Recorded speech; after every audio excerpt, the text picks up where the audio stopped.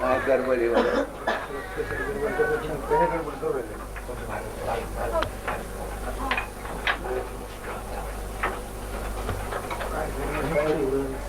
अरे काय बाबा हे काय काय चाललंय काय तुम्हाला आता रोजची रोज पर्वत धरावे संतांचे देवाय धरावे संतांचे देवाय धरावे संतांचे देवाय धरावे संतांचे देवाय.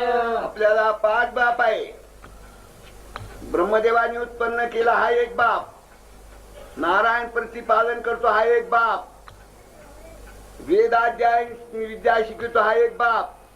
नवरा नवरी होऊन मुलगा तयार करतो हा एक बाप. हे 4 बाप. ही मागील चौघे जण मागील चौघे जण हे मागील चौघे जण मागील चौघे जण यांचे सावत्र बाप जाण यांचे सावत्र बाप जाण याचे सावत्र बाप जाण याचे सावत्र बाप जाण. हे मागील 4 जण याचे सावत्र बाप जाण. माता पिता भिन्न भिन्न तेथे सखेपणा कायचा. सगुरु सकृपू शिष्यांचा सखा बाप. की आपल्या देहाला जे अनेक प्रकाराचे भ्रमात पडून भ्रष्ट होण्याचे कारण ते दूर फेकतात. आपल्या देहाला शुद्ध करून रूपमे रूप समाय आपल्या रूपात रूप मिळवून घेतात. त्याला बाप म्हणतात.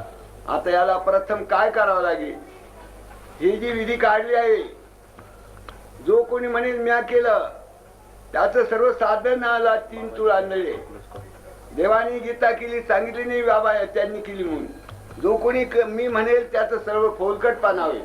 म्हणून ही विधी बालवयात बाबा दुसरीचे शिक्षण केलेले आहे. पण स्मशनात बालपणापासून बसलेला आहे. पण ही आवड असल्यामुळे रात्री 3:30 वाजून ब्रह्मनाडी जागृत असते. या नाडीच्या प्रहारात जो कोणी परमेश्वराच्या ठिकाणी ध्यानाला बसेल तर त्याचं काय वर्णन करा. ध्यान अवस्थेत गतेन मनसा पश्यन्ति योगिनः. मला सिर्फ योगी पाहतात. पाहना पाहता पाणी निमाले पाहता पाणी निमाले आता पाणी निमाले पाहता पाणी निमाले. ध्यान संचार हृदय माझे ध्यान संचार हृदय माझे ध्यान संचार हृदय माझी ध्यान संचार हृदय माझी. ज्यावेळेस परमात्म्याकडे जो कोणी लक्ष देऊन पाहिजे तर त्याचं अंतःकरणात ध्यान निमग्न होईल. ध्यान अवस्थेत गतेन मनसा पश्यन्ति योगिनः. म्हणून तस्मा सर्वेषु कालेषु योगयुक्त भवार्जुना. योगीनां सर्वेषां मद्गत आत्मानाय तम विद्या सुखम दुःखम. तुला सगळ्या दुःखाचा नाश करायचा असेल तर योगी हो.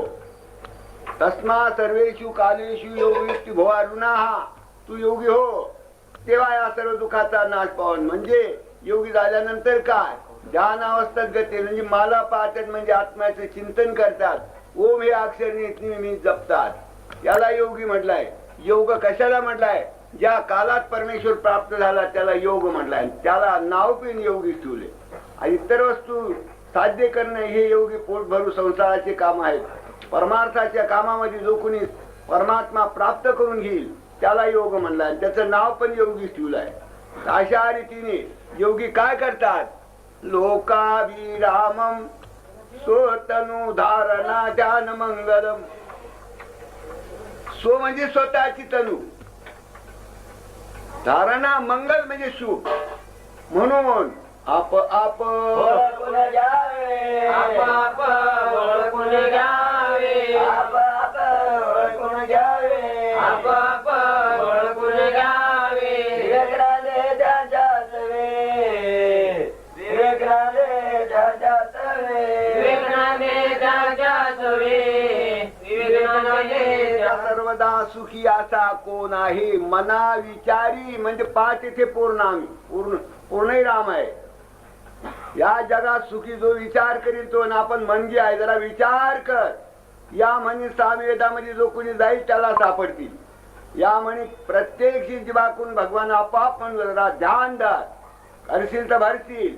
या सगळ्या म्हणीवर जो कोणी वागेल तर तो ब्रह्मांडाचा अधिपती होईल. या देवानी हे म्हणी आपापच करून ठेवले आहेत. अरे जरा ध्यान धारणा कर. सकाळी सूट, तांबड्यामध्ये रामाचा पहार आहे, झोपलास का करंट्या सारखा. ती आई म्हणते अरे बाबा उठ, देवाकडे जा, पुथी पूजा काही कर. आंधी मेला, उसाल झोपला, करंटा मेला, उसाल झोपला, आळशी मेला. अशा व्यक्तीला त्या आईनेच मार्क देऊन टाकले. म्हणून या करतानी पहाटेच्या प्रहरी मनाची वारी, पहाटेच्या प्रहरी मनाची वारी. जो कोणी भगवंताचं चिंतन करी त्याचं काय वर्णन करा. म्हणून या सकाळी रातच्या पहाटच्या टायमाला जागृत होऊन काय करायचं, आपलं आत्म्याचं चिंतन करून आपल्या शरीराची शुद्धी करायची. म्हणून आता विधीचं बाबा वर्णन करतात. ही विधी काय आहे, प्रथम जो ओम मृत्युंजय आहे जो मंत्र आहे,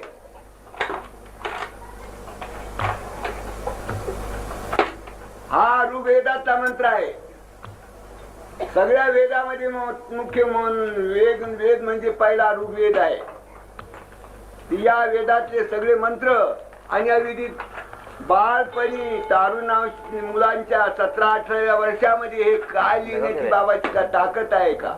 पण भगवंताला आपल्या भक्तांच्या करतानी आणि ही विधी अमृत आणि निर्माण करून जगाला द्यायची होती. म्हणून या विधीचं वर्णन आता थोडक्यात सांगतात बाबा. प्रथम ओम मृत्युंजय, जो मृत्युंजयाचा जप करी त्याच्या ठिकाणी पापच राहणार नाही. आणि कुठे मुख्य मंत्र म्हणजे मृत्युंजय, याला मृत्युंजयनी म्हटलं. मृत्युंजय कशाला म्हणलं, ओम त्र्यंबकम यजामहे सुगंधिं पुष्टिवर्धनम उर्वारुकमिव बंधनान मृत्योर्मुख्यमाम अमृतात स्वाहा. याला मृत्युंजय मंत्र म्हटलं आहे.